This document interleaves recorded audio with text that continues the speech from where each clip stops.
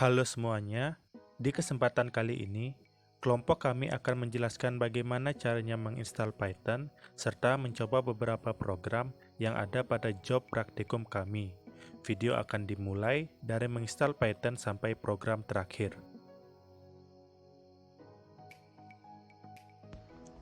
Saya akan mendownload dan menginstal Python. Pertama-tama, buka browser Anda. Kemudian, ketikkan Python pada kolom pencarian. Klik download pada pencarian paling atas dan Anda akan diarahkan ke website resmi Python. Lalu, klik download Python untuk versi bebas. Di sini saya akan memakai versi 3.9.4. Pilih tempat menyimpan dan proses download akan dimulai. Setelah proses download selesai, carilah file instalasi Python tadi di tempat Anda menyimpannya. Klik kanan pada file instalasi tersebut dan pilih Run as Administrator.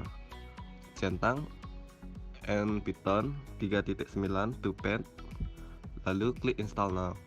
Proses instalasi akan dimulai. Setelah proses instalasi berhasil, close atau tutup jendela instalasi tersebut karena aplikasi tidak langsung berada di desktop. Sebagai shortcut, kita bisa mengakses dari fitur share lalu dijadikan shortcut pada desktop ataupun di pin pada taskbar. Sekian proses download dan instalasi Python dari saya. Terima kasih.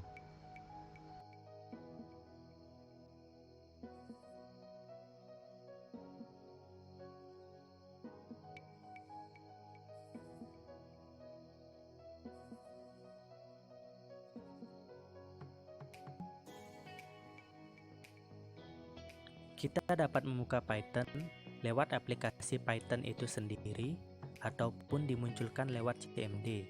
Untuk saat ini, kita akan menggunakan CMD. Cara memunculkan Python dari CMD adalah cukup ketikkan Python. Perintah pertama adalah mencetak sebuah kalimat dengan dua cara. Cara pertama dengan ketik print, lalu tanda kurung dan tanda petik. Masukkan kalimat yang akan dicetak serta diakhiri dengan tanda petik dan tanda kurung. Klik enter maka kalimat akan tercetak. Cara kedua dengan beberapa baris, yaitu ketik print dibarengi dengan tanda kurung, tanda petik, slash atau garis miring, lalu enter. Pada baris kedua, masukkan kalimatnya. Diakhiri slash, klik enter. Pada baris ketiga, ketik tanda petik dan tanda kurung lalu enter, maka kalimat akan dicetak. Perintah kedua adalah mencetak karakter-karakter dalam tanda kurung. Pertama, ketikkan for spasi i spasi in, lalu tanda kurung siku.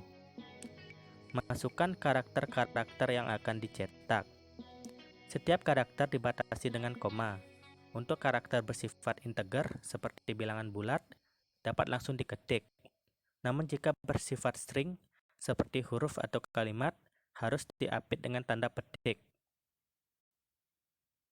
Setelah memasukkan karakter, diakhiri dengan tanda kurung siku dan titik 2, lalu enter.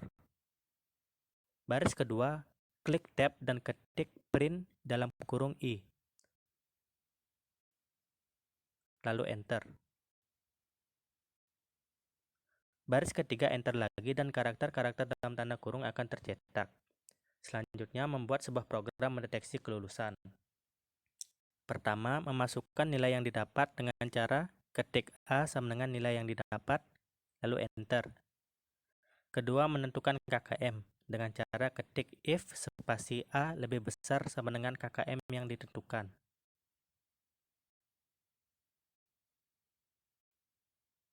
Lalu titik 2, enter. Selanjutnya, mencetak kalimat lulus atau tidak. Karena pada baris sebelumnya menunjukkan persyaratan lulus, maka pertama mencetak kalimat lulus dengan klik tab lalu ketik print dalam kurung dan tanda petik Anda lulus.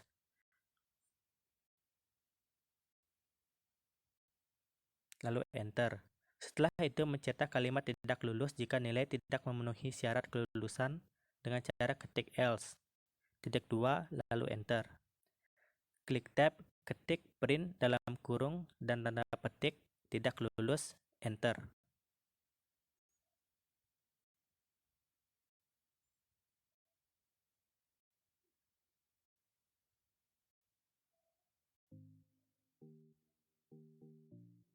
Enter sekali lagi, dan Python akan menunjukkan kalian lulus atau tidak. Kalian bisa mengulang program ini dengan mengubah nilai A atau nilai yang didapat untuk menunjukkan ketepatan program.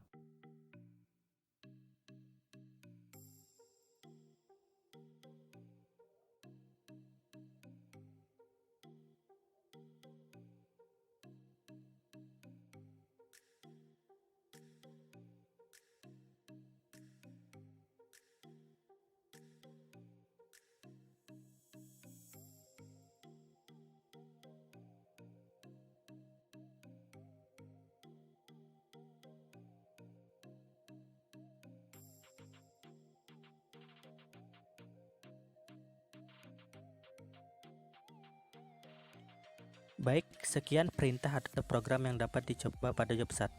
Selanjutnya kita mencoba program pada job 2.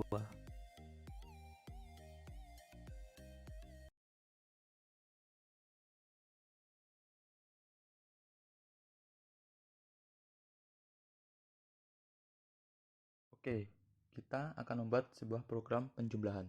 Program ini akan dibuat menggunakan Notepad agar dapat dipelajari bagaimana struktur program Python.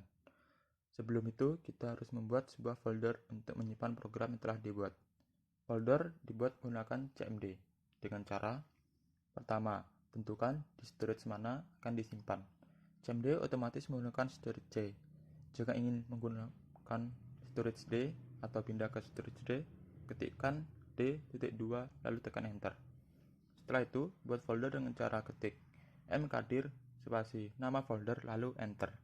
Folder tersebut telah dibuat dan selanjutnya kita akan membuat program. Pertama, kita harus pindah ke direktori, yaitu ke folder yang tadi telah dibuat agar program yang nanti dibuat tersimpan di sana. Caranya, ketik D.2 enter jika ingin pindah ke storage D, lalu cd spasi nama folder untuk masuk ke folder yang tadi telah dibuat. Setelah itu, kita akan memunculkan sebuah notepad untuk membuat program Python-nya. Caranya, ketik notepad spasi nama file.py lalu tekan enter. Notepad akan muncul dibarengi dengan sebuah pemberitahuan. Klik saja yes. .py di sini merupakan format program dari sebuah Python, sehingga nantinya program bisa dijalankan. Di Notepad, ketikkan program seperti yang ada pada layar, dan jangan lupa memperhatikan tab spasi karena bisa membuat error. Lalu klik Ctrl S untuk menjalankan program di file yang telah dibuat. Sebelum menjalankan program, kita harus mengetahui strukturnya. Pada bagian blok ini disebut keterangan program, ditandai dengan tanda petik sebanyak 3 pada awal dan akhir, berisi nama program dan cara menggunakannya. Setelah itu, yang ini disebut komentar, ditandai dengan tanda hashtag pagar dan tidak akan dieksekusi atau dibaca oleh program. Lalu di sini adalah inisialisasi program. Ini merupakan library yang diimport ke Python yang berguna untuk mengakses sistem operasi. Dan ini adalah deklarasi. Semua kebutuhan program didefinisikan, mulai dari variabel, fungsi, serta kelas fungsi. Selanjutnya disebut program utama, pemberian nilai, proses, pemanggilan fungsi, dan lain-lain. Dan yang terakhir adalah bagian eksekusi untuk menjalankan program. Oke, selanjutnya kita akan menjalankan program dengan cara ketik py spasi nama file.py. Setelah itu, coba program dengan memasukkan angka. Kalau hasil muncul, berarti program berjalan lancar. hasilnya akan seperti pada layar. Jendela CMD yang dirasa kurang rapi karena pemberitahuan error yang terlalu banyak itu bisa dibersihkan. Jika hanya menggunakan CMD cukup ketikkan cls, namun jika sedang menggunakan Python dengan cara ketik import OS lalu enter, lalu ketik os.system buka kurung, petik cls, petik tutup kurung, lalu tekan enter. Oke, sekian pemrograman pada job 2. Selanjutnya kita akan ke job 3.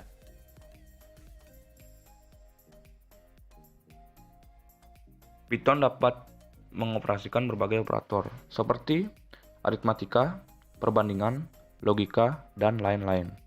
Di sini kita akan membuat program operator logika, yaitu N dengan menggunakan Notepad. Yang pertama dilakukan adalah membuka CMD dan pindah direktori ke folder penyimpanan program seperti pada video sebelumnya. Lalu buat file Notepad berjudul logika_n dengan cara mengetik Notepad spasi logika_n.p. Lalu tekan enter. Di sini saya akan mengklik yes. Di Notepad, ketikkan program seperti pada di layar. Ingat selalu penggunaan tab, karena itu sangat penting. Setelah selesai, save program tersebut dengan cara menekan Ctrl+S.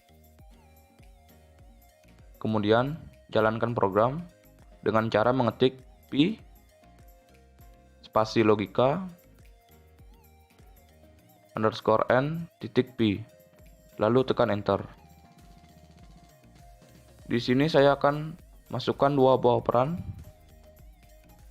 yaitu 1 atau 0, untuk mengetahui hasilnya.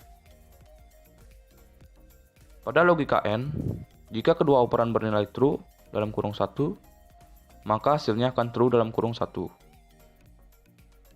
Jika salah satu atau kedua operan bernilai false dalam kurung 0, maka hasilnya juga akan false dalam kurung 0.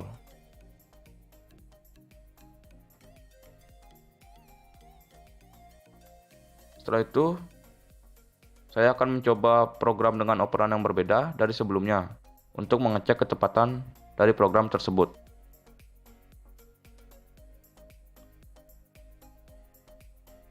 Ada cara tepat untuk melakukannya. Jika suatu perintah sudah diketik pada CMD, dapat dimunculkan kembali dengan mengklik kursor atas atau bawah dan carilah perintah menjalankan program sebelumnya lalu enter. Setelah membuat program operator logika, kita lanjut dengan program mengetahui luas lingkaran dengan masukan besar diameter. Jika jendela CMD tadi tidak ditutup, maka kalian tidak perlu pindah direktori lagi, tapi jika iya harus pindah direktori terlebih dahulu. Buat program berjudul luas_lingkaran dengan mengetik Notepad spasi luas_lingkaran .p, lalu tekan enter. Di sini juga sama, saya akan mengklik yes. Pada Notepad, ketik program sama seperti di layar. Ingat penggunaan tab. Perhatikan pada bagian deklarasi. Deklarasi yang digunakan adalah float. Kenapa? Karena float memberikan hasil berupa bilangan desimal. Setelah selesai mengetik, simpan program tersebut dengan cara menekan Ctrl+S. Kemudian, jalankan program dengan mengetik p spasi luas_lingkaran .p. Lalu tekan enter. Dan saya akan masukkan nilai diameter lingkaran. Maka hasilnya akan muncul. Untuk mengecek ketepatan program, dapat dilakukan perhitungan manual. Sekian yang bisa dijelaskan untuk program pada job 3, selanjutnya dilanjutkan dengan program pada job 4.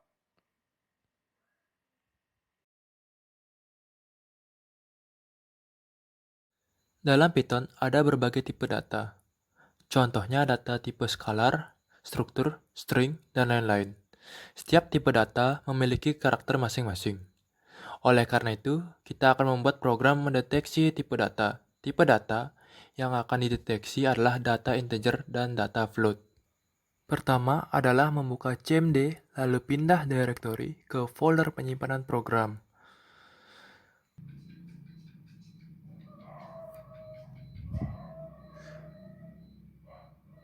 Buatlah program berjudul tipe data dengan mengetik notepad tipe.data.py.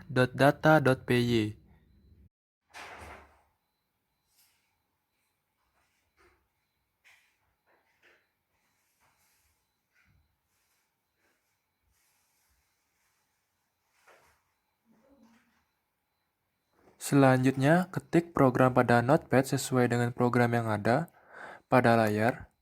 Perhatikan setiap penggunaan tab-nya.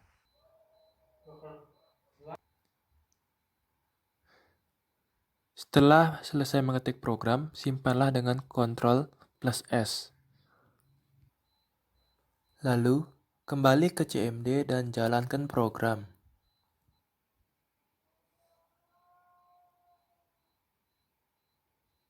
Masukkan sebuah angka, jika itu bilangan bulat maka akan keluar hasil integer, jika bilangan desimal maka akan keluar hasil float. Perlu diingat bahwa pada Python, membuat bilangan desimal bukan menggunakan koma, melainkan menggunakan titik.